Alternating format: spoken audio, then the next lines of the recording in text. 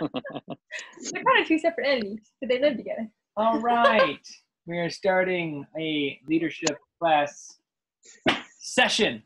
So, Mark, would you begin us with some prayer, brother? Absolutely. Bow with me. Dear Heavenly Father, I want to thank you for this time. Thank you for this opportunity that, Lord, we can get into this book. We can ultimately just get into just this leadership and what our goals are and what we plan to do, Lord. But we first and foremost look towards you for any leadership. So, Lord, I thank you for this day. Thank you for all the opportunities. In Jesus' name we pray. Amen. Amen. Amen. All right. So, last week we finished, well, actually 2 weeks ago, we finished everything up. And this might be our last session because of all the different circumstances and everything that's happening in life. I don't want anybody to feel like this is a burden in any way. I know we're kind of in the habit of coming to church on Wednesday nights and whatnot for the most of us. So it wasn't as big of a burdenal, is that a word? Burdenal change? I don't think that's a word. Thanks, dictionary. So regardless of that, let me know what y'all think, what y'all's feedback is as far as like what we should continue to do, because the end of the semester would be, let's see, I think next week is May or close to May. The following week's May and the following week. So we got like 3 weeks left, maybe 4. Mark, you have kids in school. When does school end? It was supposed to end, I think the Friday before Memorial Day. So the Friday before Memorial Day. So I think that's supposed to be their last day. Okay, cool. So a couple more weeks, right? But I want to kind of do some recapping because the purpose of this entire course, which all of y'all have stayed through the entire thing. Gary, can you hear us? Can you give me a nod? I can't hear you, but I can see you. And I noticed you were saying something, so you can hear me. Okay, I can hear. Wonderful. We can hear you now. Sorry. No, that's okay. I'm glad you're here. The purpose of this meeting was to inspire applicable change for us to learn something, change, and grow because of it, right? We had a document that's over on my wall right now. I don't have it memorized, but I can bring it here that we were committing to creating positive change in our life, in our church, in our businesses. And so I kind of want to get some recap. What's been some number one takeaways from each one of you? And I know it's difficult because it's not like you can just think back to 13 weeks ago on the spot.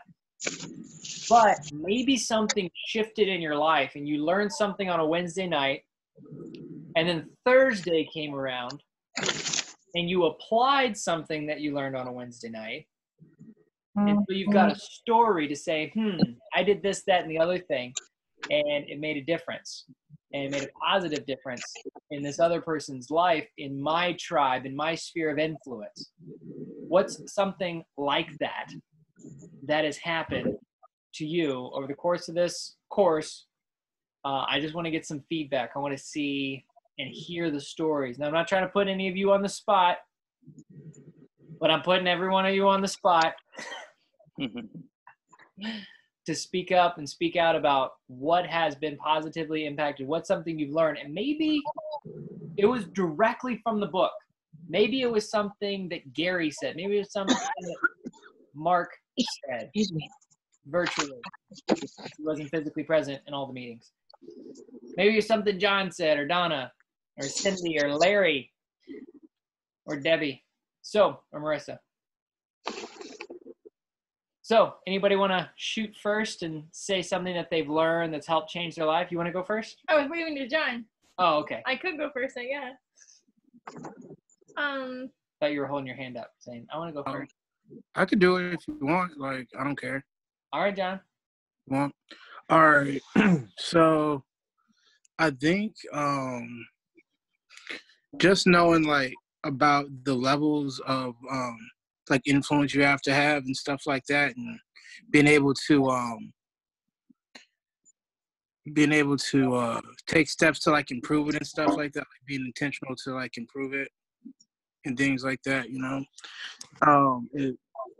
It kind of helped me kind of like think about that more, you know what I'm saying, and kind of be more intentional, like trying to like raise my level and stuff like that, you know what I'm saying? So I think that was a big impact. I mean, like just parts of like so many parts of this book like touched me, you know what I mean, like kind of just make me think and things like that, you know what I'm saying, about leadership. Because like really I never really thought that hard about leadership. I never like really thought that deeply about it. But I mean, everything you do really impacts that stuff for real. You know what I'm saying? So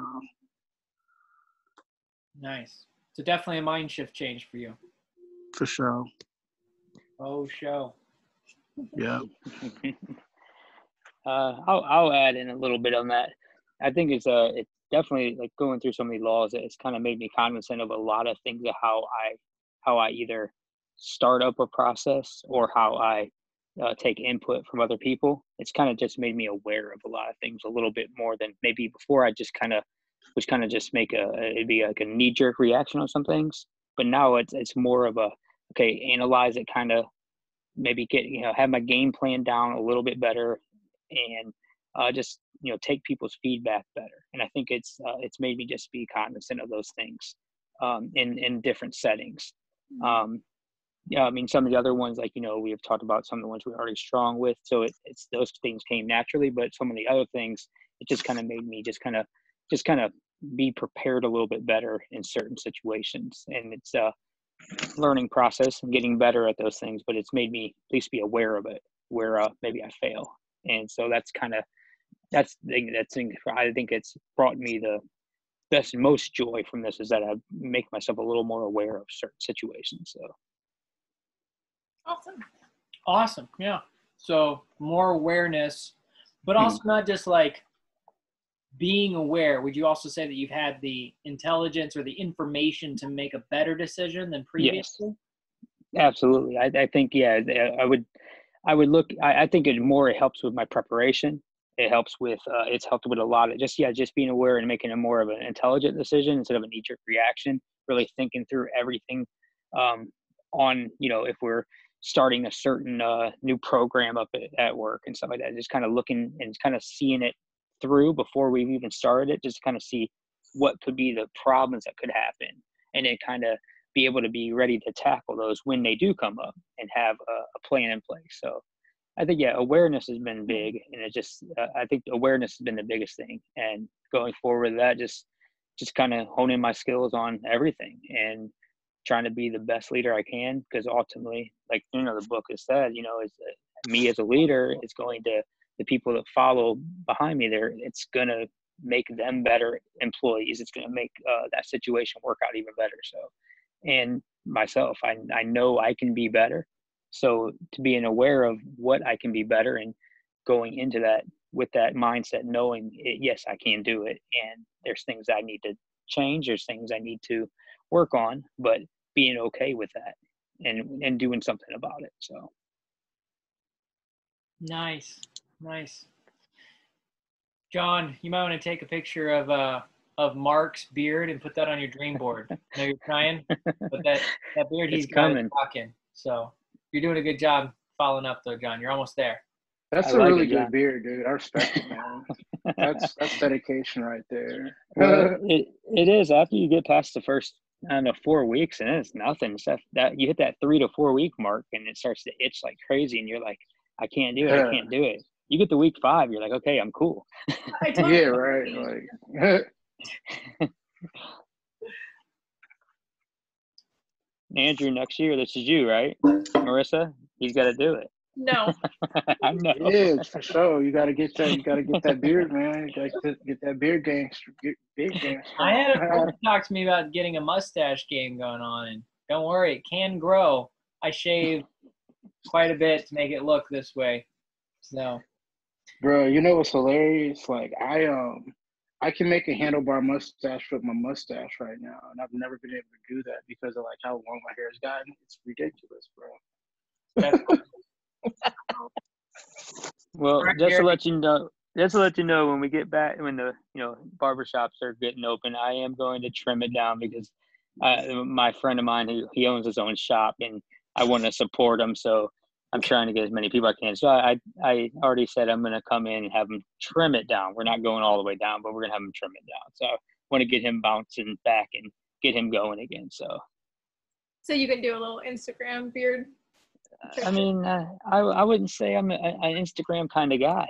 I know you're trying to support his business, Oh yeah, because like Braden will go get his hair cut and he'll do different things with Braden's hair, and he lets him take pictures of it and puts it on his page and stuff like that. So it's cool. So. Social media up. Yeah. Great. Who's next?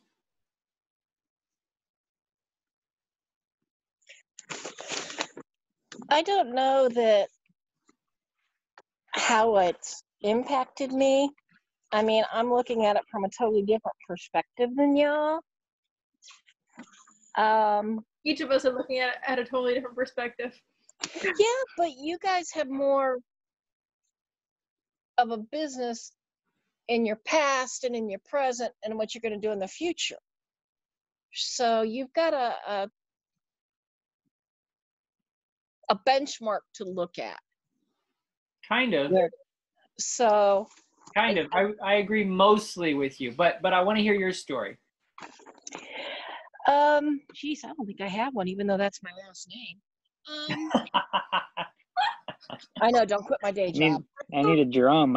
Boom, boom, boom. Yeah. Yeah, I can do that. That's good, Donna. I really don't know what to say on it. I think I'm more cognizant of what Jordan Diddy, the COO, is doing in our company to try and keep it afloat. He's stuck between a rock and a hard place because his grandfather still owns the company, still holds the purse strings. And while he's trying to make the changes to bring us where we need to be, even with all this chaos, his hands are still tied because grandpa won't give up those strings. So maybe I've kind of maybe gained more awareness of how many sides he has to answer to. I think that the one that I liked best was the one we changed the title to, Law of Investment, Not Sacrifice. Because no matter what we do, especially I think with all the chaos going on with the virus and stuff, we all have to, for lack of a better word, sacrifice in something. We have to invest in other things. If we're going to support local businesses, we're investing in that. If we're going to, I don't know. I just know that that's what I'm thinking. We're going to have to spend more time investing in others and ourselves, maybe to get our community back on track. Mm-hmm. Yeah. I couldn't agree with you more. And that's really good that you've shifted that perspective, because one of the things that's closely associated with sacrifice is suffering and pain. And viewing it as an investment, knowing that it's a temporary sacrifice, that you're expecting to get an ROI attached to it, a return on investment, is really healthy for your joy levels, for your empathy, for yourself, for your plans on how you see the world. And that's really positive. It's good for your health, mental health, etc. But what in business is determined a temporary? Because I mean, I think a lot of the small businesses and some of the larger ones, if they're going to bounce back, it's going to take more than a temporary situation. I mean, what's considered temporary in business? 5 years, 3 years? I was thinking from the spiritual side of temporarily sacrificing during this lifetime to get something eternal for the next lifetime. Oh, see, I switched the opposite way. I went back onto the business track. Yeah. What's temporary for these people that are going to have to try and rebuild their businesses? Temporary, I think, is I mean, if you think about retirement as 65 years old, then everything leading up to that point is a temporary sacrifice. If you sacrifice from your 30s to 40s, that's an investment for your 40s and 50s, or 50s and 60s. So each year builds on the next year so beautifully. Right. You know, everything that I did in 2016, 17, 18, 19, all of that built upon itself, compounded interest. Now to the point where 2020 is reaping those benefits, but some of that I'm keeping as profit, and some of that I'm reinvesting when it comes to life and lifestyle. So not just money, I mean like relationships, making connections to different people. You made the best investment right there. She's sitting beside you. Thanks. Indeed. Indeed. I would say, as far as I'm concerned, I think I became more aware of trying to like lead other people, and who I might invest in that regard. So I think that I'm probably, work a little bit more with Christian Raymer. He's got a lot of leadership qualities, and he's Not really. everyone here. You guys all know Christian Raymer, don't you? Yep. John doesn't. Is John still there? Taking a shower. Okay. I'm kidding. I'm here. I just got my thing on mute. Oh, okay. Yeah, well, Christian Raymer is I don't want to hear you taking a shower, John. It's fine. a young guy who goes to the youth group that I've Sure. known for many years. Wait, I feel like I'm losing ground. Am I saying something No. anybody wants to hear? No, you're fine. Saying something Yeah, keep on going. a little bit good, and go ahead. He's a guy Okay. you want to invest more in. He's not the focal point of the conversation. Continue with what Yeah, you're it kind of was. You said, what are we learning from the book? I was trying to share. Well, I interrupted you. Okay, sorry. well, anyhow, I'm trying to lead others. So I might be working with Christian. I might be working more with one of my friends who's a step younger than me. And also with the pandemic, we had to pivot the company. So I started thinking more about how I wanted to invest in people in a deeper way. And so we're going to have an aspect of our company where I'll be doing more mentorship on a bi-weekly basis with whoever wants to be a part of that exclusive club for kids. Cool. Mm-hmm. So the book, essentially one of the things that you learned to apply was more so than just leading yourself well, more than just having a good mindset towards conversations, but finding people worthy of investing into and investing into them for explosive growth, or at least addition, right? Okay, cool. Gary, you got any thoughts, brother? Oh, you hit the mute button. You hit the mute button, Gary. Try unmuting yourself once more. I've had about 4 or 5 careers and been very successful at all of them. So I've been looking back over my career. My last one was with a Fortune 200 company as a district and regional sales manager. And the people that I have worked with and had experiences with, and a company of that size, you have really great, good, ugly, and very poor. And to be exposed to so many facets of a person's life, or different ways people go about doing things, has impacted me directly very, very heavily. And I have always wanted to do what Marissa said and invest in people. Some people, it's very hard to get them to understand what you're trying to do and how you can impact them. And others don't realize what you've done until years later. And so many people have impacted my life. At age 53, I started a career in a brand new industry with no background except business to business, and created a really great career, but I had people invest in me.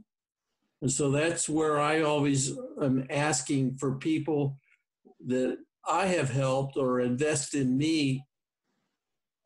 It's time to pay back and give to others what you have learned. And so many of the traits and the chapters that we discussed, I lived through and didn't know I was living through them. Does that make sense? Mm-hmm. And, Yep, it does. And so I've had some excellent people as resources and some really ugly people that and that's what you find in the business environment and the world we live in. I have created a program called the Circle of Life, and I have, when I talk to business owners, I talk about the business circle of life. And when I talk to you as an individual, it's your personal circle of life.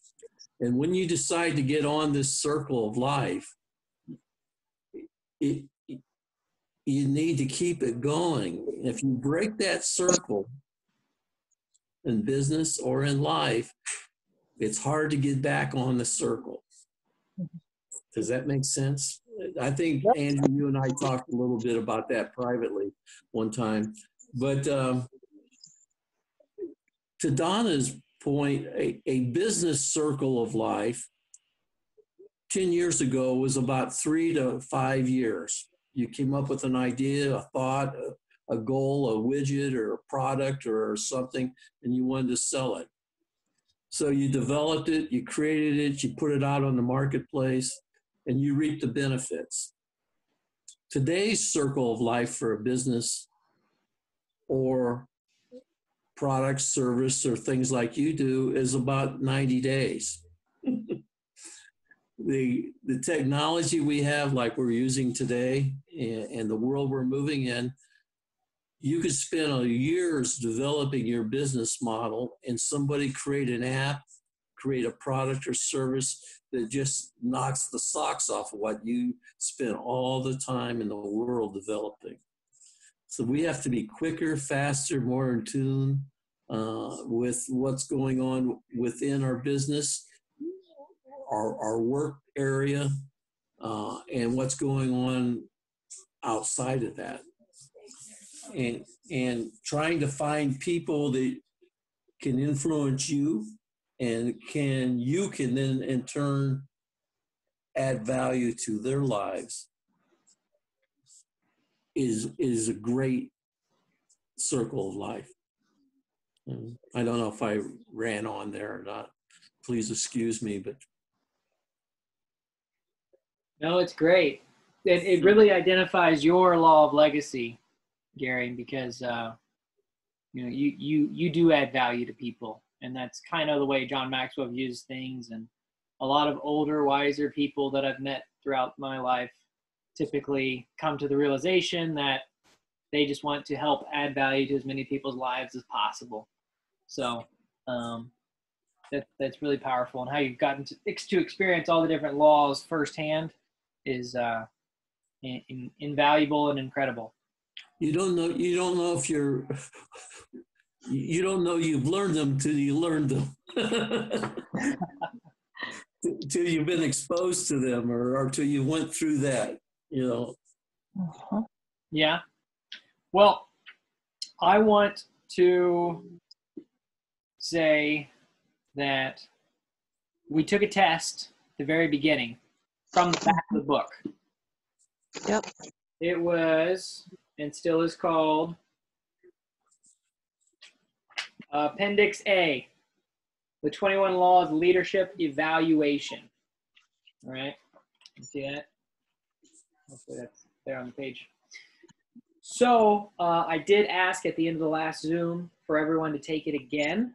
Did anybody not take it again? Like within the last 2 weeks?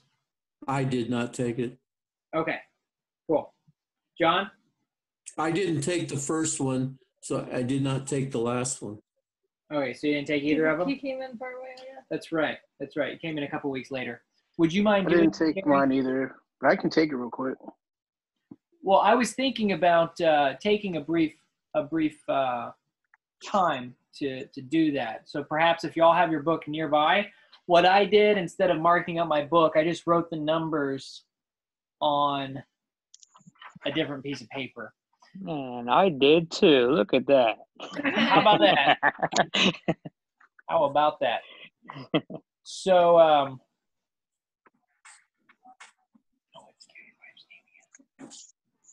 Sandy. Hey, Sandy. See ya. Hi, Sandy. How you doing? I'm knitting. I'll knit. Pretty good at it. Good.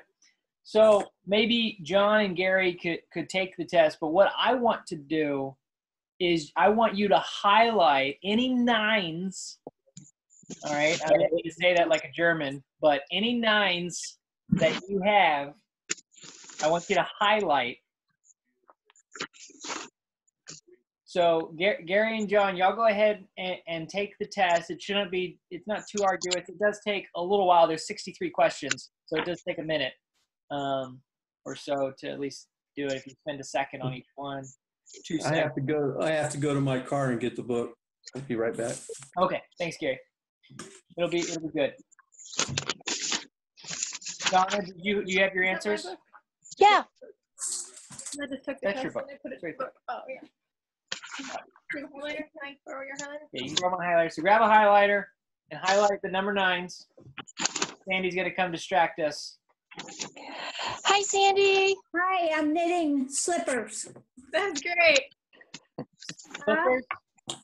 How wonderful. Well, if you had one foot, because I only have one done, that would be wonderful. But now I have to make the next one. Hey, Donna, you know that blanket you made me when I was sick? Yeah. We had a social distancing picnic the other night with the kids at our house, except it was like 50 degrees and they were fighting over who was going to use your blanket. I took a bunch of blankets out. Jared won. Aw, cool. Well, he didn't want to share it with anybody, especially his girlfriend. Jared's old enough to have a girlfriend already? Jared will be 19. Yeah, I'd say. Oh, geez. I didn't realize he was that old. Yeah, we're trying to marry those boys off. I told them, marry somebody rich. Rich guys need love too. Amen. Hey, now think about it. When you have your 10 kids, you're going to understand. Hello, you're not listening, are you? We're already married. Oh, us? We're not having 10 kids. You're not going to have 10 kids? Oh, We're going to have 11. We have to adopt a small orphanage, I suppose. I'm not birthing. Once Andrew grows up, then maybe you'll want 10 kids. Who? When Andrew grows up? No. I can't see who you're pointing to. What? I can't see who you're pointing to. I'm pointing to you. Me? When you grow up, I guess maybe I'll have a few more kids. When he grows up, yeah. They never grow up. Yeah, I was going to say, but don't hold your breath. They never grow up. No. We were writing our dreams We've been down. married 52 years. I'm still waiting. This morning we were writing what our dreams were, and Andrew wrote kids on there. And mine, I wrote something like, basically like having enough money to afford somebody to help take care of potential kids if they come. I need help. Like, we need like a nanny if I'm going to have kids. Oh, that's what the rest of us are going to be at. What? I said, that's the rest of us. We're going to do all that. Oh, you can nanny for me? That might be a good idea. I should go run recruit nannies first before I get any babies in me. You're going to have so many people wanting to watch those adorable kids. You're not going to laugh or anything. Who are you kidding? Thanks, Donna. I will accept the city raising the children. Let's say, Hey, what are village. you doing over there? Was taking a test. Did he not do his homework? He didn't maybe remember that it Don't know if existed. I don't know if he heard that he needed to do homework or not. We went to high school together, and he didn't even have to do his homework, and he always got an A on the test. Oh, don't you hate people like that? Yes. So you marry him for spite. I didn't do homework though, regardless of if I got Yeah, an but A you or didn't not. get an A. All right, did all y'all mark up your papers? Yep. You should be marking up the 9s, the number 9. I'm going to go back and knit. Bye. Bye. Good Bye, to see you, Sandy. Sandy. What about, Mark, did you run out of ink? Do you need another highlighter? 4, 5, 6. What did you say about a 9? All I see is 1 through 3. What do you mean by 9? At the end of the test, you're supposed to add up the 3 numbers. So if you wrote a 333 on the 3 questions to one of the laws, then that would be a total of 9. All right. Mark, It's Yes. again. did you? Wow, it's snowing again. Did you run out of ink for your highlighter because you have so many 9s? Yeah, I don't have a highlighter. I use a check mark. There's a highlighter, but I didn't really feel like going upstairs to get it. How many 9s did you have? I had, I believe, 1, 2, 3, 4, 5. I think I had 6. I think I had 6. 6. All right, awesome. Yeah. What about you? 3. 3. Donna? 8. 8 9s. Good. John? I hasn't finished the test yet, Yeah, perhaps. you can't be that fast. So I we're wouldn't still think. waiting on, and that's okay. We're not rushing you. Gosh, I keep making all of these ethnicity jokes. I need some water. Okay. Oh, that was fast. Thanks. Give me one of your candles also. Yes. You're loud.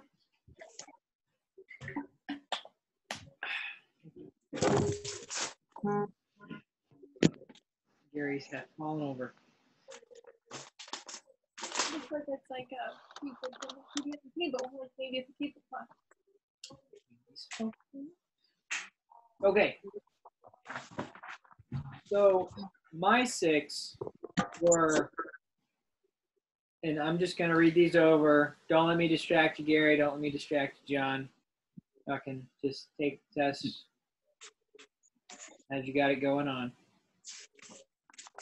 Lid, the law of the lid, the law of addition, the law of intuition, the law of the inner circle, the law of empowerment, and the law of victory. So,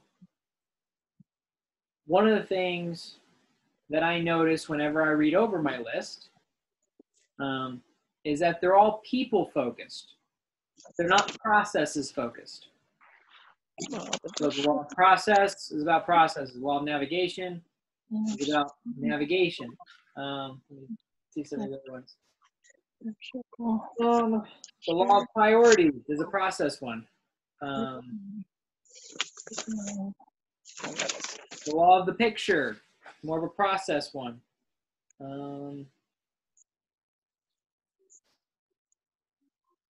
The law of the big mo, again, process one. So, Mark. Yes. What were your laws that you were highly successful in?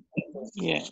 Mine were, I'll go back to them now, but law of respect, people focused. I think kind of one of the ones I made a point when I did the class I did, but that was one that was 10. Law of connection, connecting with people. You got a 10, you can only get a 9, Mark. That's as high as they go. I know that's how good I am at that. No, I said law 10. Law 10. I had a 9, the law of connection. Connection? But that's how, yeah, I'm really good at that one. I mean, went through the roof on the scoring. 14, the law of the buy-in. That one, going through it, it hits. 15 is law of victory. I'll take ownership to, take the responsibility, things like that when it comes to things. And then my last but not least was 18, law of the sacrifice. I'll give up what I can. To sacrifice for something, especially for a goal to make it happen. I'm ready to do that, and so that's got to be the ones that I hit good on. So I only counted 5: respect, connection, buy-in, victory, and sacrifice. did I say? Oh, 13. I'm sorry, I skipped 13. The picture, law of the picture. So yeah, I mean, like it's a lot of them. Yeah, they're people focused, and I think that's similar to what you have. It's like, but for the law of the picture, I just feel that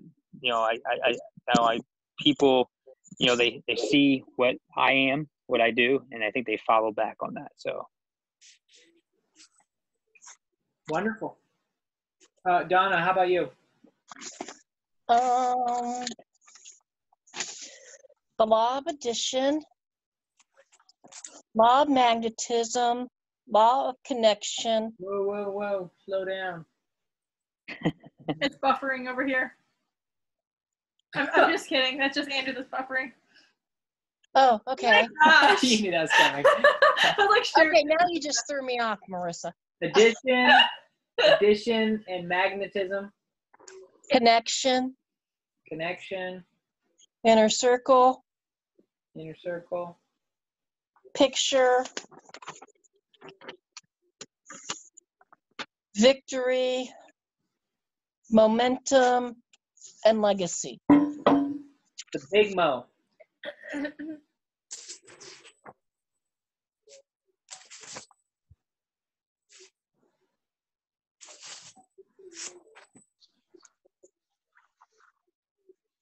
All right.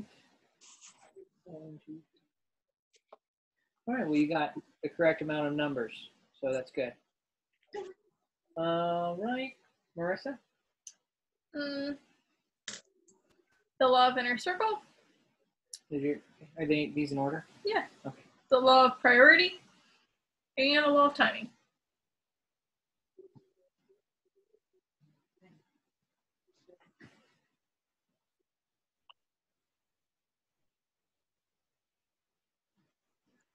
All right.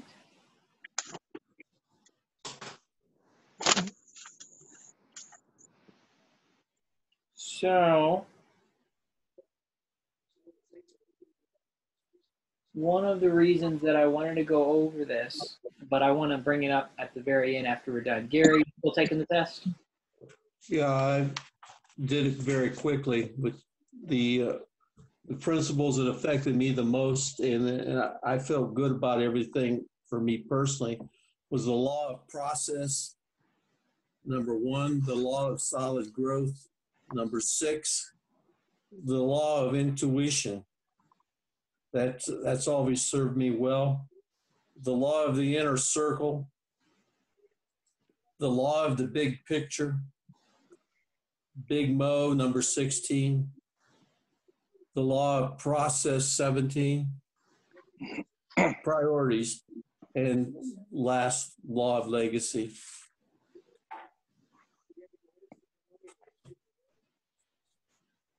Wonderful.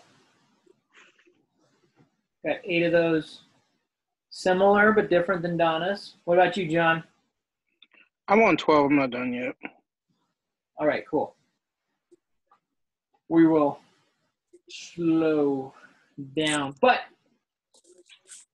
this is really cool. Are y'all noticing how all of us have different areas of strengths that are, what I'll just say, a level 9, for lack of a better term? So I think Marissa was the only one who had one with timing. Okay. I was the only one that had one with the lid. So far, Donna's the only one who has one with magnetism. So far, Gary's the only one with solid ground. And Mark's so far the only one who's gotten respect. So these are different. Although there's overlapping ones, there's different areas of points of strength. And maybe you had an 8.5 on respect. Okay. So it doesn't mean that you're all zeros on all the other ones. I know I had lots of 8s as well. But and Marissa's a very harsh judge of herself sometimes. So she probably had all the rest of them as 8s and 3 9s. But regardless, the other thing is I just wanted to say this because I know I'm not alone, but the way that Mr. Maxwell goes about asking these questions, the 4 options are never, rarely, occasionally, and always. Is it just me, but that's like 0%, 10%, 30%, or 100% as my different options. Where's the 75%? Often. John Maxwell missed the word often, when you often do something. So it's really difficult. So anybody else feel that way? Oh, yeah. Oh yeah, the first thing I saw, I was like, man, that's a really big spectrum. I mean, it's like, yeah, you're really great, you're not, and then hey, you're just a little bit. Exactly. There's like 3 that are in the not so good category. There's one that's in the good category. I'm like, Yeah. Not cool. I guess So too. rarely and never are very close. I agree. But it's like but then it jumps off, and then it's like occasionally. So it's still not really, I would say, even 50%. And then it's like, you're great. Yeah, I would say 0 is almost too harsh for anyone. I'd say almost nobody should fall into a never category. Well, but I don't know if I agree with that, Marissa. Really? Because there's one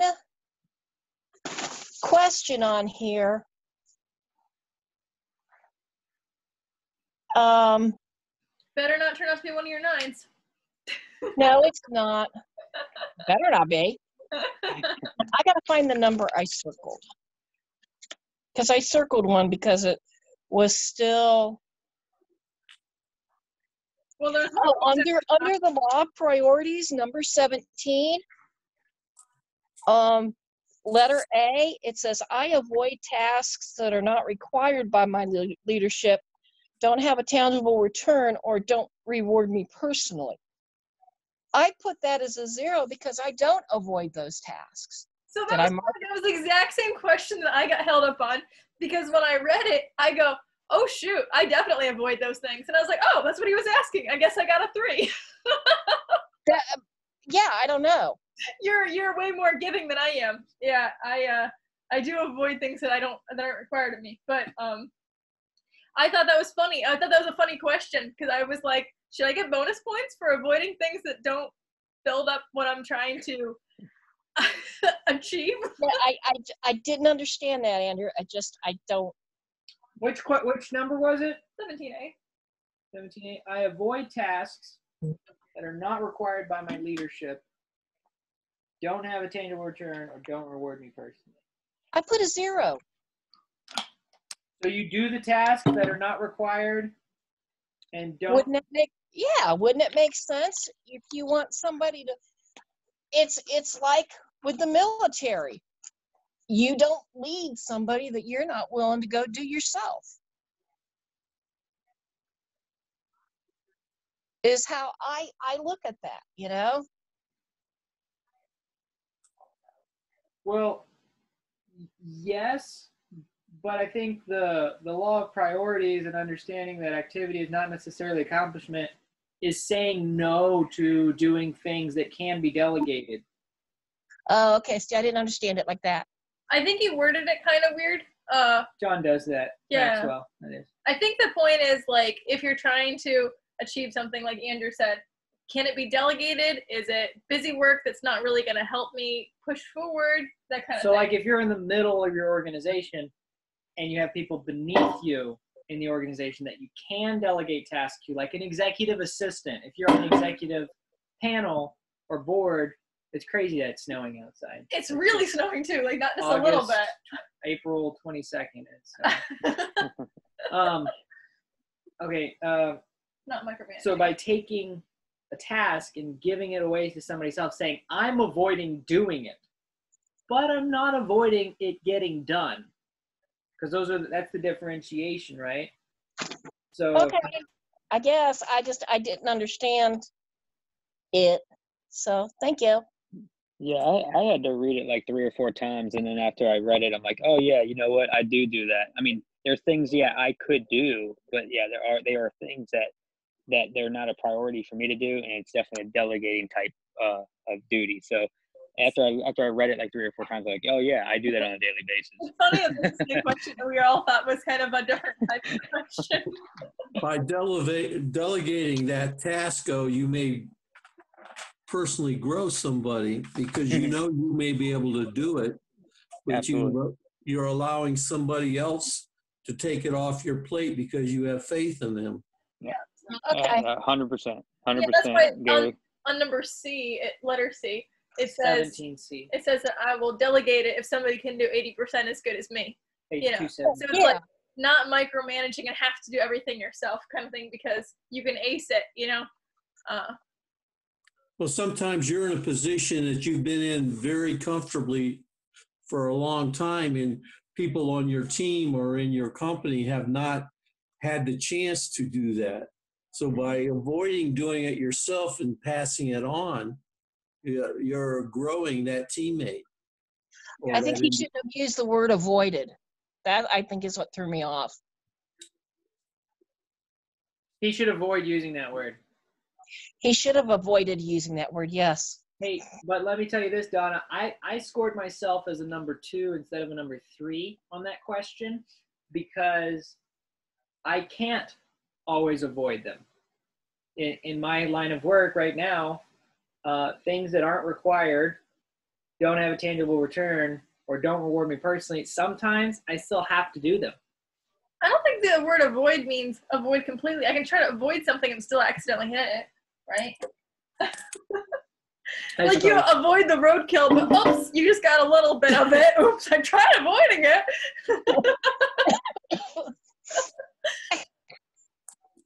Maybe so. I guess it all depends on our interpretation of all these questions.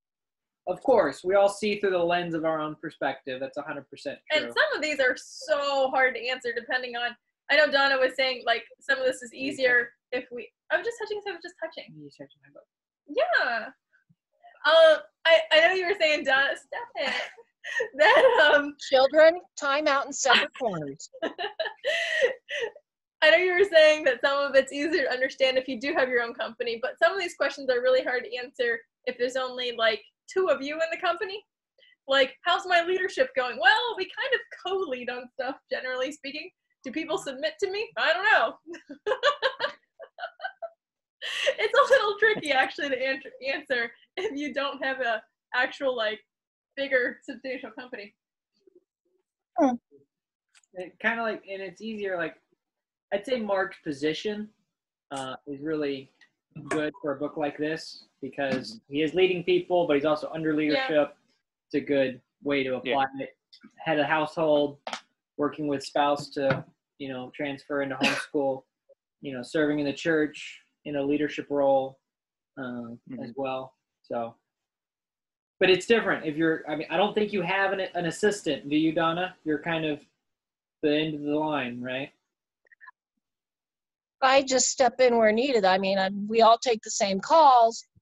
Sometimes we have to maybe step up to do something in another division to take the calls, but not anything that's, you know, I know the supervisor position. I can do it, but I'm not called upon to do it now. Right. All right. Hey, John, let us know whenever you've completed your questions. You're the last man standing here. Or sitting? Sitting at his desk. Sitting at his desk. Yeah, I'm done. Awesome. So which ones did you get a number 9 on? Addition, solid ground, let's see here. Magnetism, connection, big picture, and the law of sacrifice. All Can you hear right. me? Can you hear me? Yeah. Oh, okay. Addition, solid ground, magnetism, Connection. connection, thanks. Picture, and sacrifice. Yeah. Those are all 9s. Yeah, they were nice. All right. So, leadership team. I wrote it out. Okay, here we are. All of your different leadership strengths that you gave yourself a 9 on. Maybe you're an 8 on a lot of my other ones. Maybe you're a 7. Maybe you're a 0 on some of them. Doesn't matter. Okay. Here's what really matters with all of these is that you are walking and observing yourself in regards to your natural strengths, and you are saying no to things that are not your natural strengths. Let me give you a quick example of myself. Here we are. One of the ones that I got a lower score on, number 9 here. Just picking out a random one. The law of magnetism. Okay? Law of magnetism, who you are is who you attract. Okay? So I didn't do well because one of the questions I gave myself a 1 on that one. So researching myself here, studying myself, one of the questions for number 9. You can all do this, and I encourage you all to do the self-examination. A, I am satisfied with the caliber of people who report to me. Hey! Okay? Oh my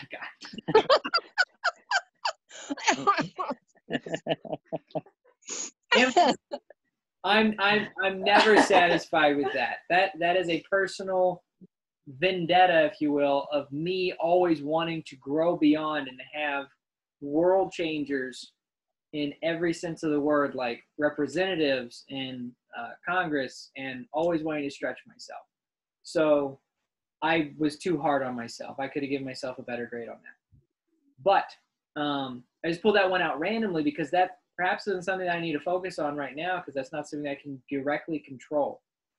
But look at your own strengths, okay? For me, for Mark, right? Respect, the law of the picture, law of connection, law of buy-in, victory, sacrifice. How can you take those things and go all in on those leadership characteristics that you have? Does that make sense, Mark? Mm-hmm. Yes. So you could examine, I don't know, what was your lowest score? Do you know which one was your lowest? My lowest, I believe, was, I think it was the law of the process. Yeah, I scored pretty low on that one. Okay. Yeah, so that was my lowest one. Yeah, it's just something that a lot of it falls into, I don't know, with the leadership I have above me. I've noticed a lot of when I bring things to the table, it gets shot down. Mm-hmm. And it's not more directly as me as I think it's maybe some of their qualities that they're struggling at is just they say they believe in me, they know I can do it, and then it's like sometimes it just feels like it just falls on deaf ears. Mm-hmm. And I just it feels like sometimes dude, that is good. I have to be quarantined with them 24/7. Yeah, I would say that one I scored low, and I think it's because with a lot of the leadership above me, I think we have a different thing how I see things and they see things, and with them being above me, but then they believe in it's like weird. They believe in where I'm coming from, but I just feel I'm not getting that opportunity as much as I should be.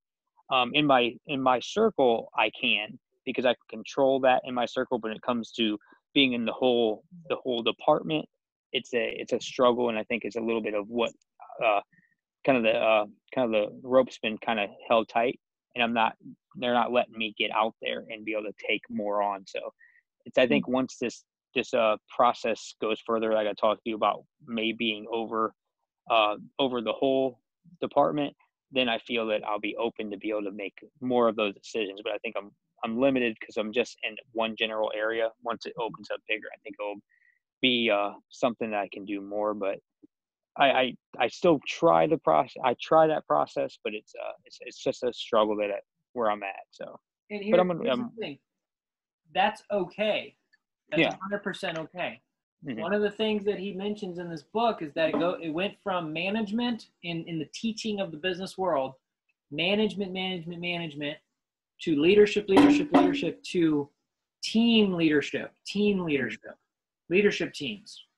Yeah. So one of the things for you, Mark, knowing that you can connect with people and you can see the bigger picture and you can get people to buy into that bigger picture, Mhm. that's where you're at a place in your life where process shouldn't be your focal point. Yeah. You're looking at how can I get people to buy into XYZ? How can I earn more respect? How can I help the team win? And by doing those different types of things, processes will kind of come up. You know, you might have people around you like Mike Edens or somebody, because it says, you know, are you having people that can coach you, or hiring a coach even, getting what it is that you need to help you improve in your personal life and your group life, etc. Does that make sense?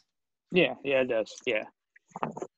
Mark, Yeah, I mean, Mark, yep. when you're in those meetings and you're putting forth thoughts and ideas, it's all about timing, and it's about how you present them. And weeks, months, years down the road, somebody's going to come back and repeat what you said, and it'll be their idea.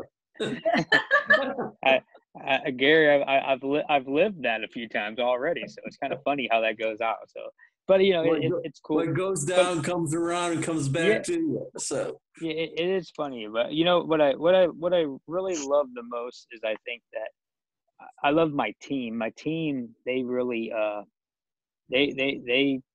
they're willing to do anything I ask, and it's not even like a thing where it's like, hey, can you do this? And it's like I'm twisting an arm. It's like I have my team, just my core team it's a great group of men and women, and I love who I have with my team, and and they, you know, they're like they say, they're like, hey Mark, I'll do anything for you, this and that, and but I think it's what they're seeing in me. They're seeing my characteristics. They see what I'm about. And I think that's kind of where they're able to say, okay, the old saying when they talk about like a sports reference, but you know, oh yeah, he got me so fired up, I'll run through a brick wall. If you ever talk about football, hey, I'll run through a brick wall. And I feel that I get people to have that feeling, and it's, you know, but it's exciting watching, because I love seeing the task you do, and I love people having that little self where they're like, man, I had a part in making this goal accomplished. And it's nice to see people, because I think when they feel they're a part of a process and they actually can accomplish a goal, you're going to get more out of them, because they feel that they were a part of it, not just, hey, this is the plan and it happened. When they're putting it in there, they're putting the work in, and then when it goes through and it works, you get that, you know, a little pride, like they did a good job. And I think it means a lot, because then it goes further when you go on and on about different situations. But I feel they get that little self of like, man, I can do this, and then they get confidence in themselves. So that's the part I love, you know, just kind of, you know, getting, especially the people that are kind of don't want to do it, and they're kind of like, I don't want to. And then you kind of, I had a guy today, and we were showing him a process of how to load a shipping container. And I don't know if you're familiar with that, but loading a shipping container, there's ways you have to load it. And this guy is a guy that's pretty quiet, doesn't ever want to go on his task. He wants to do his job. And I said, hey, why don't you come over here? I'll show you a little bit of how these guys load these. And he's like, I was like, come on over here. Let's go and check this out. So he came over, and before you know it, he's all like, hey, all right, so the next time comes around, I'm on it. I'm going to try it. And it was just kind of good to see him kind of break out of his own shell, and to be able to be a part of that was kind of awesome. So yeah. that's my little ramble, but it's exciting to watch someone that isn't their characteristics to kind of say, okay, I'm going to open it up and I'm going to try to do that. And that's exciting to be a part of that, to see that person expand their knowledge and stuff like that. So I got a question. yeah. We me? have, yeah, for you, Andrew, or any one of you business people who can answer it.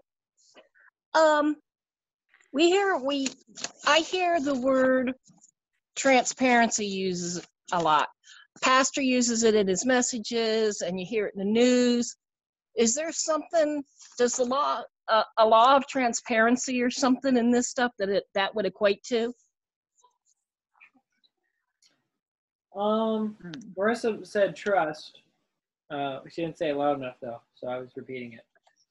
Trust is very important. Yes, transparency. Let me read through the titles here, because I think that transparency is important, but it goes into respect and solid ground, and I think it kind of mixes those two. I think transparency has become a more commonly used word in today's age as opposed to 20 years ago when the book was written. Mm-hmm. So I think that transparency is good, but I think it's overused as a word. Yeah, because there's some things that I want to be transparent with some people about, but there's other things that if I'm transparent about it, some people can't handle it. You know, whether it's like a personal flaw or whether it's like, this is how I think, like a business, if I was going to take a group of people, some people wouldn't understand the big picture as well. Like they can understand the big picture, but maybe not the way it needs to play out. So I think transparency is good, but not everybody has to know every single thing. Otherwise, sometimes you just reap a little bit of too much headache. Why do you ask, Donna? I don't know. It's just listening to things that are going on. I mean, in Suarez Corp, basically, some people got fired because they were saying things and doing things that were hurting us. Like the lady, for an example, our accountant who was supposed to put our paychecks in the bank. Several times she didn't do it, and she said it was a mistake. And kept saying, "Oh, it's coming." Well, we found out she was doing them purposely, misplacing them. And, and they knew it, but they just let her do it to give her enough rope to hang herself. And it's just those little things that they do that if they had been upfront with us in the first place and told us some things were happening, then we would have had the chance to internalize it. I mean, when I didn't get my paycheck and it showed I wasn't getting anything, I literally got off the phone and I said, going to the manager again and saying, you give me a reason to stay on this phone or I'm leaving. And they said, called me in the office and they said, what can we do to keep you to stay? I said, get me my paycheck today. And ultimately they did. But when a company is not telling the whole truth to its own employees and the employees know it, that doesn't build a good reputation inside the company itself, let alone outside. You know, Ben Suarez has been brought up on charges in the Canton repository, for all sorts of things. So it's like, maybe that's why I'm thinking transparency is, I don't know, it just came to mind. Would you say that they've broken the law of solid ground with you?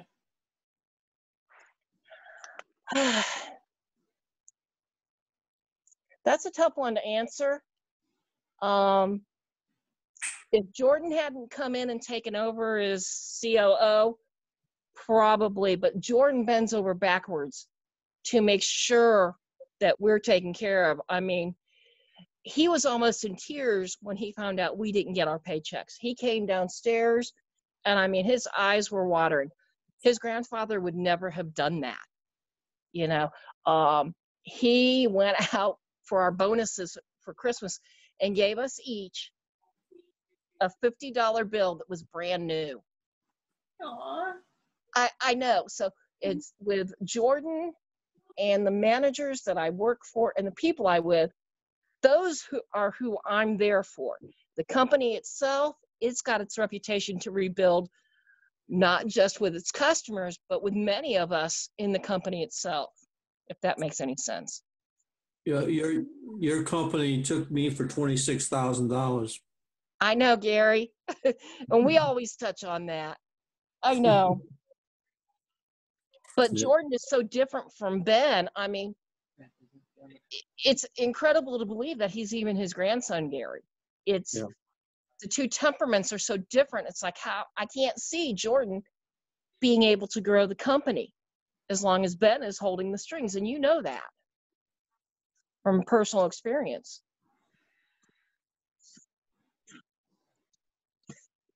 But I don't know. I just hear the word transparency used so much. I just wondered. I have yet to find people that tout the word transparency actually be transparent. It sounds to me like it's a buzzword that makes you feel nice, feel good. Transparent is like, you know, those old transparent copies of papers that you used to put into the light projector that would shine up. Oh, yeah. Those were called transparencies, I believe. So it's Yep. something you can see through and you can see the text clearly on the screen. But that's Right. not the way transparent things work. It's typically a smoke and mirrors type thing that says, hey, look at what we're showing you. To be transparent with you, like, to be honest with you, it's like you weren't honest before. Yeah, it breeds doubt by the use of the word. Typically, like when I'm hearing people repeatedly say things like that, is they're trying to build up trust. They're trying to build up something where there isn't a solid foundation. But let's. But I do think that one of the best things in friendships is authenticity, and like, you know, I think authenticity breeds authenticity. You know, like if I tell you something big and deep about me, you'll probably reciprocate. You know. I think one of the laws that define an entrepreneur is Law 7, the law of respect.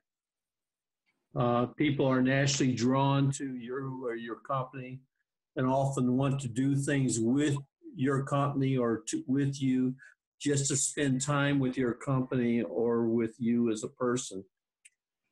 You're a good entrepreneur. You go out of your way to show respect and loyalty to your customers and to the people that you work with.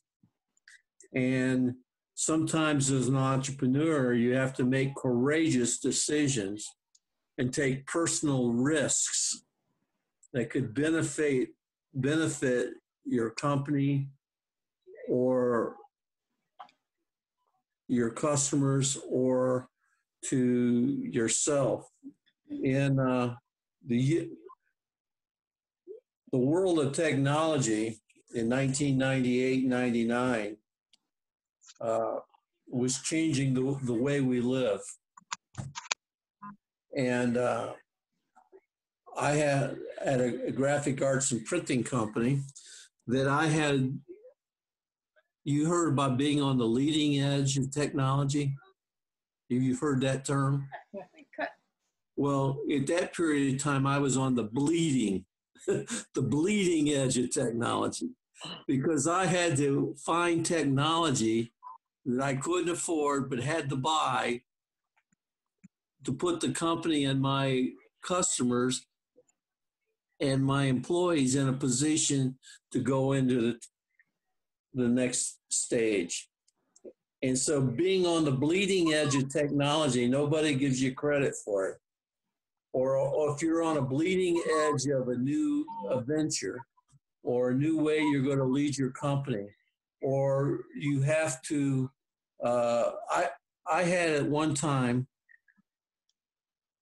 people, now you got to remember this was late 80s to 1990. I had people making $15 an hour in that period of time, which was a lot of money. Mm-hmm. But they were worthless to me because of technology. Part of my business needed to use their talent for the old way, but I also needed them to learn a new way of doing something. Mm-hmm. So I went to them and I said, I can either lay you off, you can go look for another job, or you can take a massive pay cut. But if you take a pay cut, I will invest training in you. In the end of 1 year, I'll bring you back to your normal wage. And they believed, and I did it. But that was because of the learning curve of what we're now experiencing in an everyday situation. Everything's coming at us so quickly. You know, we're using the product Zoom right now. There's 5 other products that have just hit the market, just like Zoom. Mm-hmm. How long have we been using Zoom? 6 months? I've been using Zoom for a long time, years. Well, it's only come to my knowledge in the last 6 months. Oh, okay. You're probably not alone in that. Yeah, Andrew tends to be ahead of the curve on those matters. Yeah. But the law of respect is something that an entrepreneur or person in your position, you may think that you're weak in the law of process, but from what I heard, you're aces in the law of respect. Yeah, Andrew even made a point that I got a 10, not a 9. He said I added up to a 10. That was a 10. I hate to bring these stories of things that I've done to you, and please take it. But back in that time, that was the bleeding edge. I couldn't have customers. Some of the customers that I had, I could not have unless I invested hundreds of thousands of dollars in the technology. Yeah, that's crucial.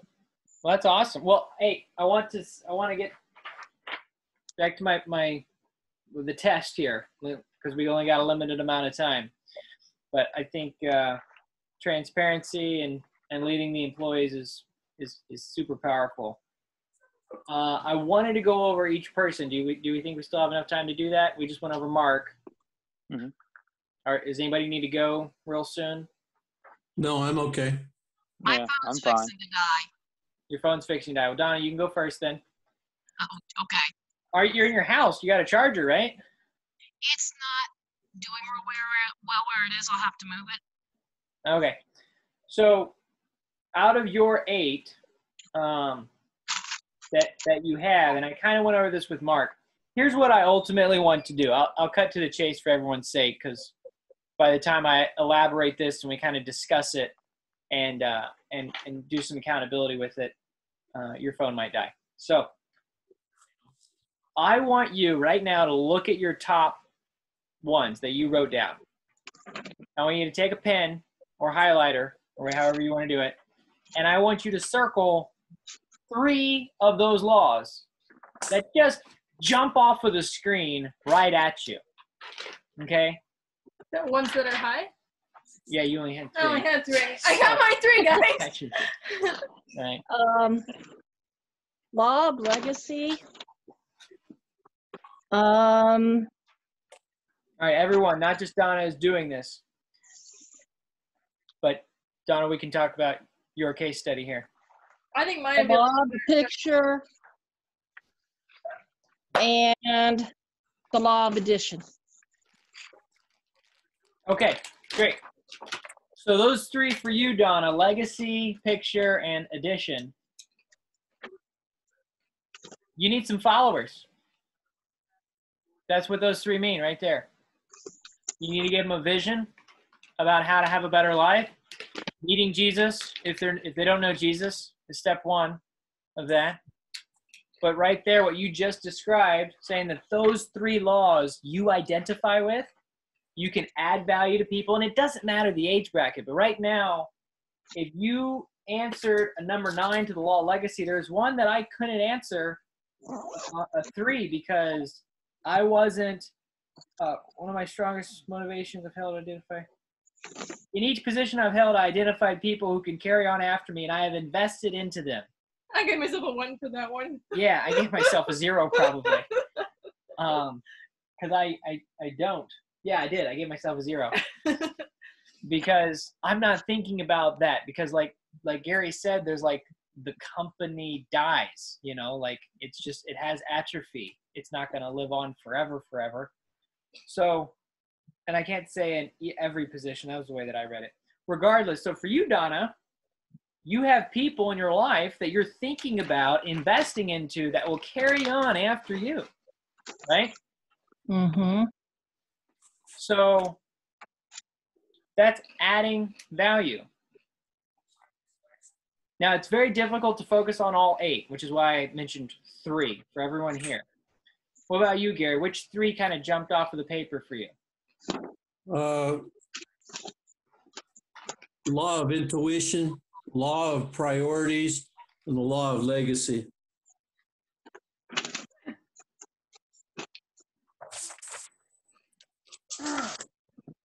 All right. So what does that mean to you since those 3? How can you combine those 3 to be an area of focus for you?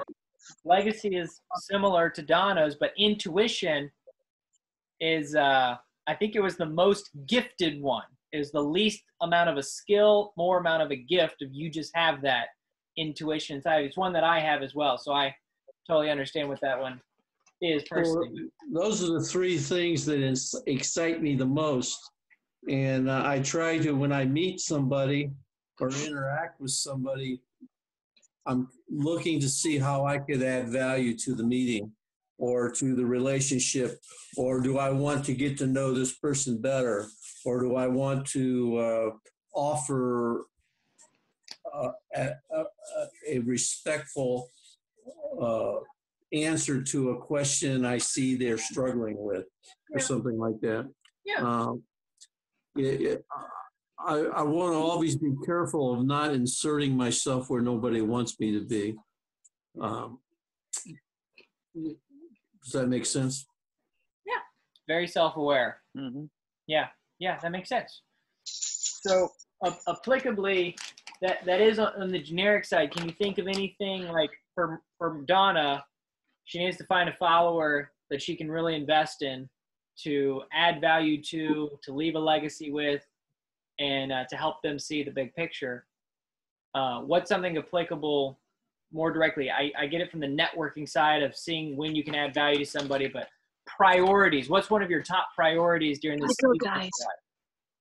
Bye, guys. Oh, bye, My Donna. phone's Love dying. you. Love you guys. Mwah. Love you. Bye. Bye. See ya. Gary, are you there?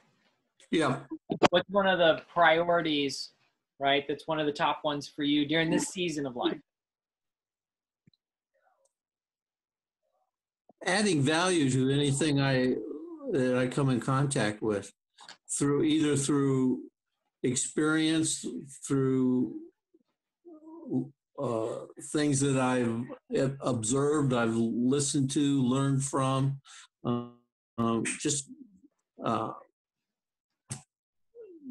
you saw my mission statement was help others to succeed and I will prosper. Share my visions, learn to delegate, and set time away for personal growth. And I created that in 1995, I think. And that's what I've been trying to do since. Yeah. Mm-hmm. Yeah. Say that louder. I said it seems like you're investing into your grandkids. It seems like those are some targets. There are some targets. It's kind of neat because a lot of grandparents just roll over and play dead. And I'm trying to challenge them to be thinkers. They don't have to think like me. Mm-hmm. But tell me the rest of the story. Yep. Nope, that's great. Give me your version of what you thought you heard. Yeah. John, hey man, what 3 of them jump out to you on your paper? Me, is this like regardless of like how you scored or whatever? Yeah, just out of your top 9. It's not regardless how you scored. You said out your top 9. Oh, The ones that all qualified in your top segment. So for you, John, addition, solid ground, magnetism, connection, picture, and sacrifice. I'll go with the law of sacrifice. Those were your top 6 that you scored number 9s on. Yeah. We said it's regardless of score. You're muffled. I can't hear you.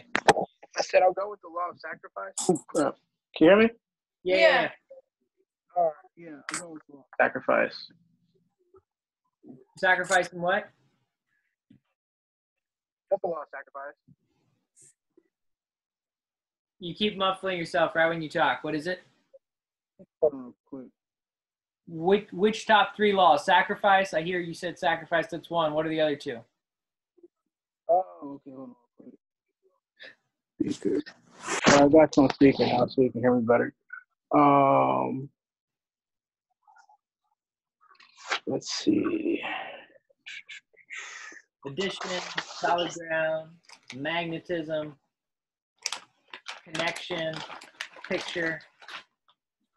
I'll go with magnetism and connection. All right. So how can those 3 things, magnetism, connection, and sacrifice, be applied in your life today moving forward to help you become a better Well, with sacrifice, I can, take time out to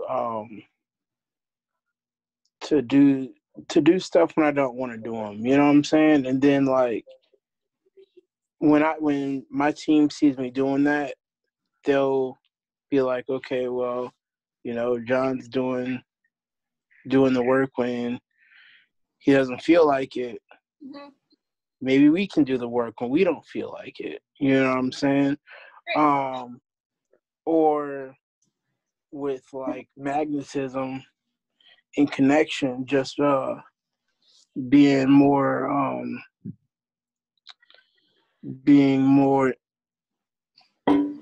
intentional with connecting with other people and like seeing, like, really building relationships with folks. You know what I'm saying? Because like a lot of times I don't build very strong relationships or like that. Like they're kind of like they're not really super strong. They're just like I kind of met this person because I had an agenda.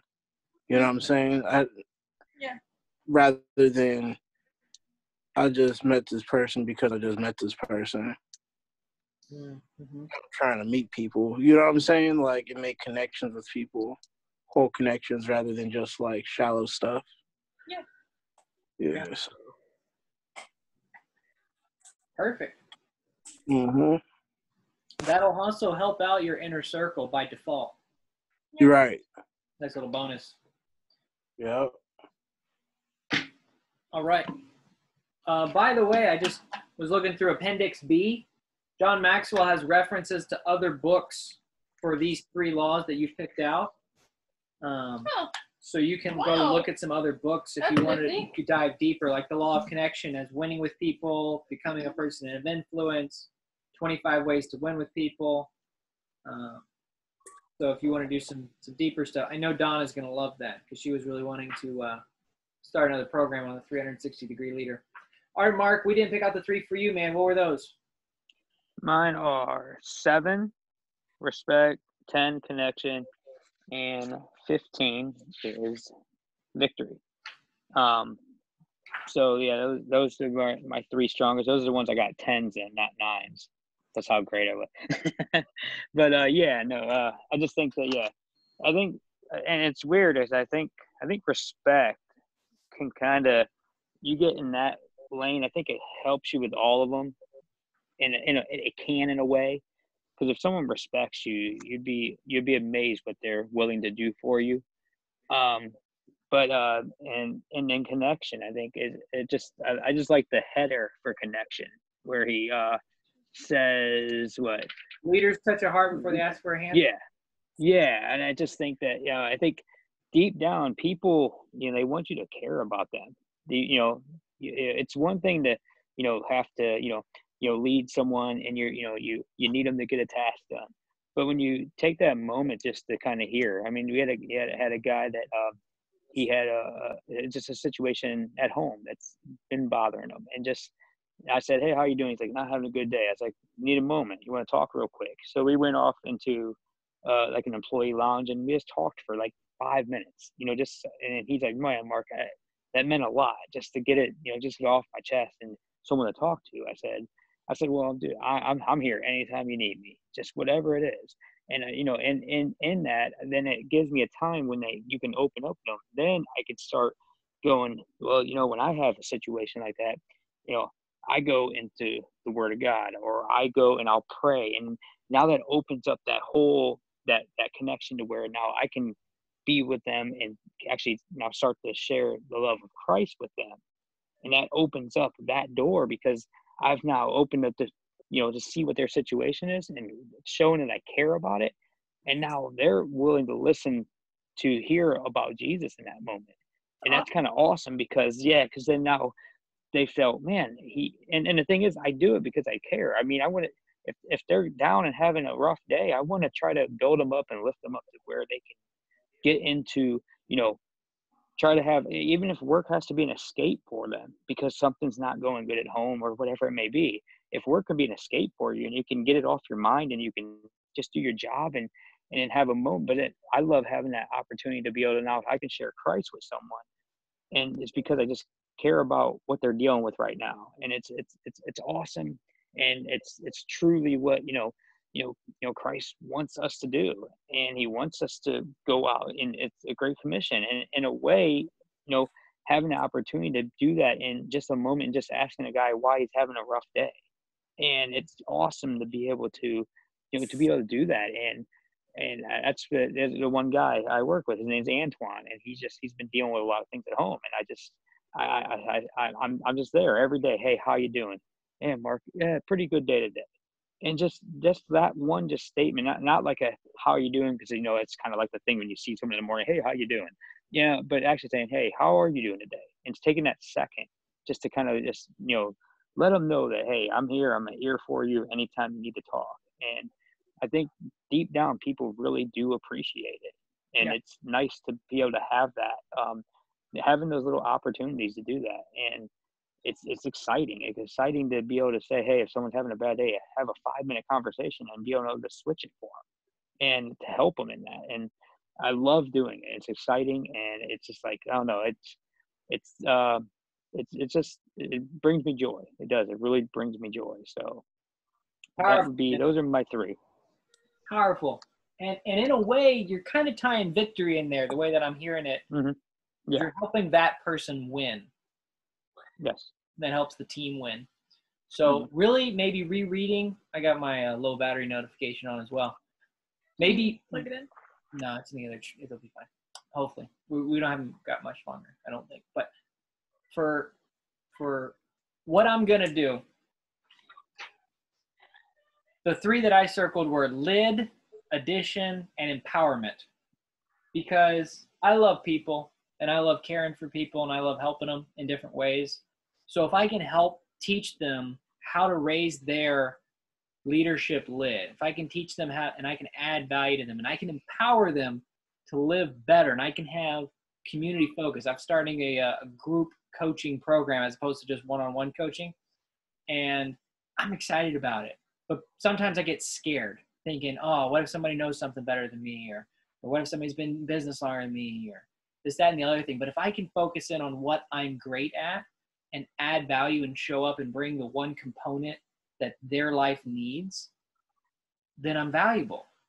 And I'm adding value to their life, and I'm helping them see themselves better. I'm helping empower them. I'm helping add value to them. And that's the value of coaching, is for them to be improved, right? It's them focused, them centered. So what I'm going to do is I'm going to reread those chapters, those 3 chapters, and really meditate on how can I apply these things in my life. I'm going to focus in, and during this year for 2020, those are going to be 3 pillars in my life that when I'm thinking about things that I'm good at or great at or not so good at, I'm going to remember that those are 3 things that I know I can crush it in. I can do amazing. I can add value here. I have self-worth. I have value that I can deliver to my audience of whatever capacity. And I skipped you. It's your turn. Oh, it's okay. I already had my 3 all figured out. Well, yeah, you have 3.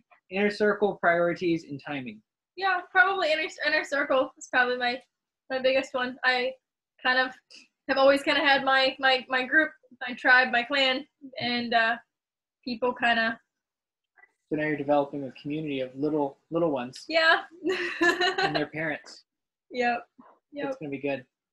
Yeah, I sometimes I mean, people like look to me and they kind of flock around, and I don't always know what to do with them because I'm kind of scared they're gonna want too much of my time. So I kind of try to keep a little distance from most people because I'm like, oh no, they might be all over me and I need space. But yeah, inner circle, I do like my close circle, and I'm gonna try to broaden it out and have a bigger inner circle as well in different spheres. What's up, hon? Well, share with them your new project. I just did. I already did. You were talking over me. Oh, I already shared about it. Okay, then don't share about it, but I'm gonna get some. All right. Well, he wants me to like share more, I guess, about what I'm doing. So next week I'm launching a club. So it's gonna be kind of like a virtual co-op club kind of concept, and so I'm gonna do a Zoom twice a week with any kids who sign up, and I'm gonna teach them to live life with a sense of wonder and curiosity, and kind of be inquisitive kids. I'm gonna go over reptiles in depth, not just like what I would do for an hour show, but they're gonna really learn some cool stuff.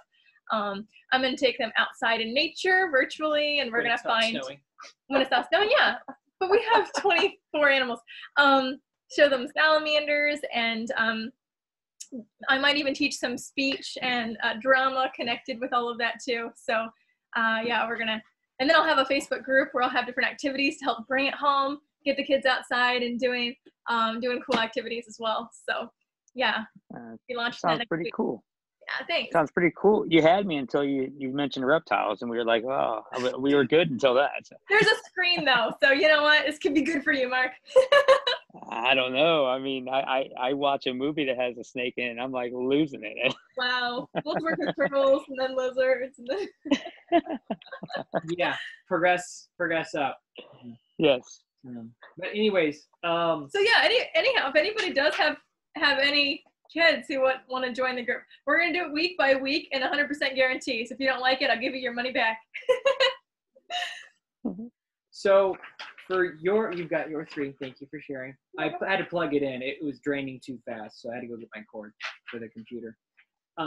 Because I want to ask, is this something that you think us as a group can do and will do to have our 3 primary things? I circled the different ones that you said, so for John, magnetism, connection, sacrifice; Gary, intuition; priorities, legacy; Mark, respect, connection, victory; Marissa, inner circle, priorities, timing; Donna, addition, picture, legacy; me, lid, addition, empowerment, right? So for our different strengths, is this something that y'all think would help you in the year of 2020, regardless of what we can't control?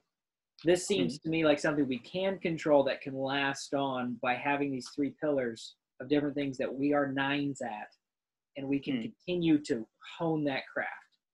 One of the things that Marissa and I were talking about when we took a self-examination this morning for a different program that we're a part of was it talked about your health, and I put like a 7 or something out of 10, and I thought to myself, if Samson Dubina, her brother, who's an Olympic athlete, who's in like literally the premium Olympic athlete state, he probably would have put a 9 or an 8 himself, even though he's leagues more healthy than I am.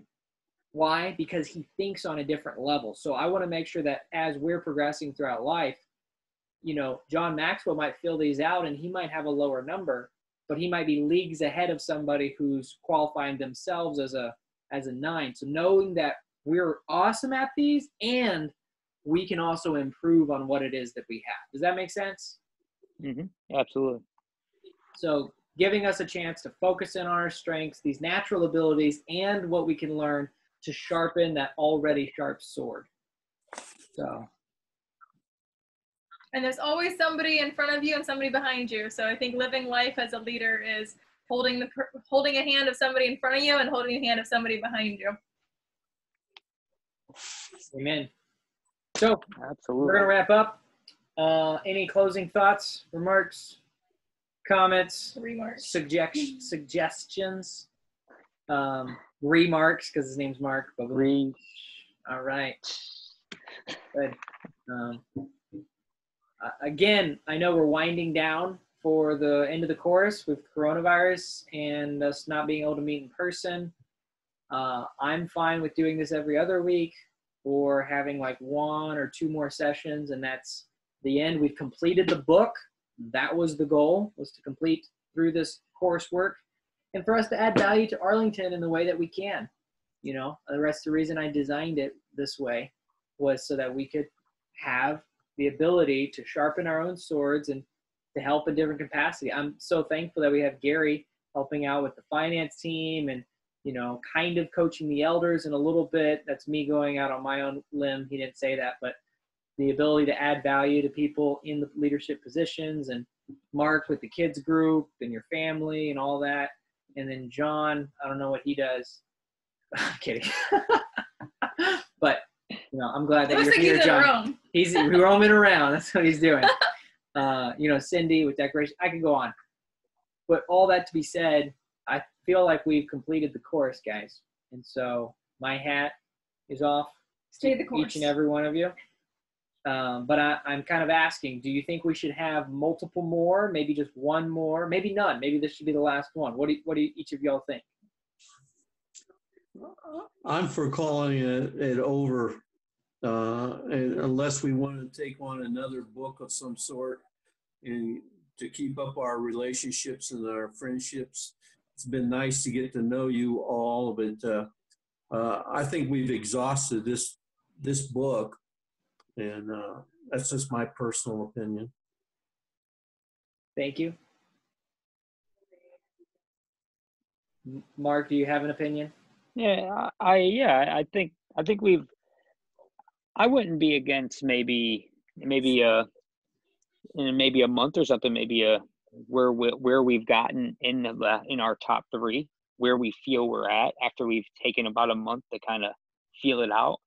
By that time, we maybe could meet somewhere together, depending on what the state of the world or Ohio is at that time. But I wouldn't be against maybe in a month or something, maybe rehashing kind of where we're at in how we feel we are getting better at our top 3. And just kind of, let a month go by and see where we're at. And, if everyone's not ready, then we always can meet after that. So, but I mean, another book wouldn't be a bad idea. I saw a couple books in there that on my top 3 that I was looking through there that kind of interest me a little bit. I want to kind of do a little study on seeing what would maybe be the one to hit. So, yeah. Oh, a little shameless plug for something I get no royalties from. The library has an app called Hoopla, and there's another one called like Digital Grove or something like that. That's not it. Not it? No. There's another one with another name, but Hoopla, you can listen to audiobooks, you can get digital books, you can watch movies and stuff for free, as long as you have a library card. A good app is called Overdrive. That's the other one. Thank you, Gary. Yeah. Over the Grove. I don't know what you got going on over here. My wife has about 15 books a month that she downloads and listens to and reads, and I do 2 or 3.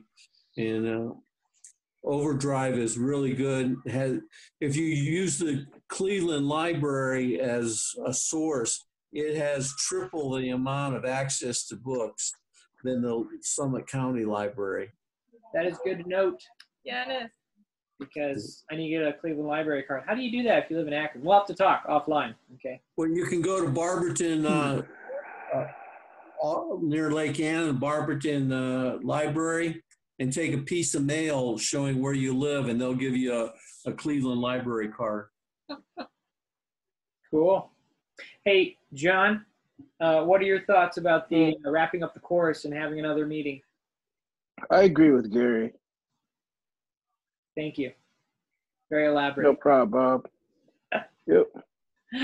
I agree with Gary as well. I do think we've belabored this point. I was talking to her earlier about it. I was like, we gotta shut it down. We're running out of content here. Like it's done. Any further thoughts on your end? No, I just think now that you finish the course, you need to stay the course. All right, now Preach. Preach.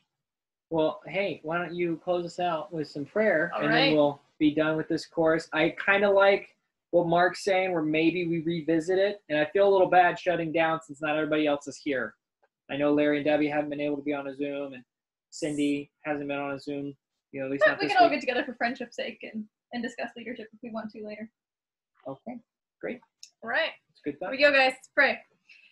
Thank you, Lord, so much for being our amazing leader. We know that we can not be afraid of anything that comes our way, that we can charge forth boldly, that there's no lid, and that we are with you, and you are the one who strengthens us. Thank you, God, for that leadership, and I pray that you'll help us to be leaders like you, and you'll help us to lead others. Thank you for all the different blessings and stories that I've heard with all of our friends here. Super exciting. Thank you for working with us. It's so cool that you do that, and thank you that we can encourage others.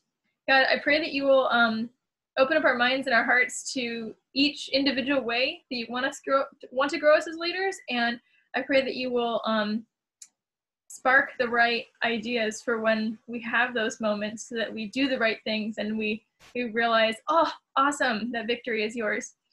Thank you, God, for your patience and your love, and thank you for protecting us. Amen. Amen. Amen. Amen. Awesome, folks. See y'all soon. Stay safe. Wash your hands. Yeah. Stay away from bats. All right. Love you all. Yeah. All right. Bye.